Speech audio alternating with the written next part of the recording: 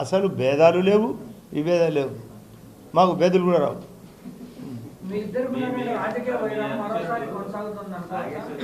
రాజకీయ వైరము లేదు, వారు లేదు, ఆయన లేదు. ఆయన సైడ్ పాస్ ఎక్కడో అనకాపల్లిలో ఉండాల్సినప్పుడు ఇక్కడే పని అట.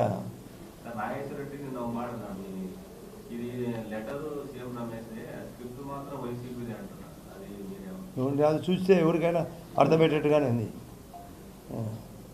అది మామూలుగా సినిమాలో స్క్రిప్ట్ ఒకటి ఉంటుంది, డైరెక్షన్ ఒకటి ఉంటుంది, యాక్షన్ ఒకటి ఉంటుంది, మ్యూజిక్ ఒకటి ఉంటుంది. సినిమా కథ ఉంటుంది. అది వాస్తవమే, అతను అనే విషయం వాస్తవమే.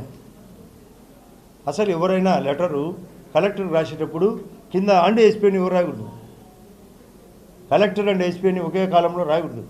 ఇప్పుడు కావాలంటే ఎవరైనా విచారించుకోండి. కలెక్టర్ రాసే లెటర్ ఉన్నతంగా ఉండాలా, కాపీ టు ఎస్పీ అని ఉండాలా, కాపీ టు అదర్స్ అని ఉండాలా. అండు ఒకటే దాంట్లో అండు అని ఒకే లెటర్ అండు అని ఉండకూడదు. అంటే ఆలోచన విధానమే సరిలేదు. అతను ఇక్కడి నుంచి బలవంతంగా తీసుకోవాలంటే మేము వాళ్ళు ఒప్పుకోలే, ఆపిన మా పోమని నేను కూడా. అతనెవరు ఇక్కడికి వచ్చి బలవంతం? తన స్థానంలో ఉత్పత్తి అయ్యేటి మాత్రం అతనికే సంబంధమైనప్పుడు, మా స్థానంలో ఉత్పత్తి అయినప్పుడు అంత బలవంతం ఇక్కడేం చెల్లదు ఎవరికైనా, ఏ పార్టీ అయినా. మా స్థానిక హక్కులు మాకు ఉన్నాయి, rights. We are the power rights. ఇప్పుడు మీరు చాలా చోట్ల గమనించండి, భూములు పోగొట్టుకునేలోపు స్థానికులకే సుప్రీంకోర్టు కూడా చెప్పింది 75% రైట్ అని. ఉద్యోగాలు కూడా, ట్రాన్స్పోర్ట్ కూడా.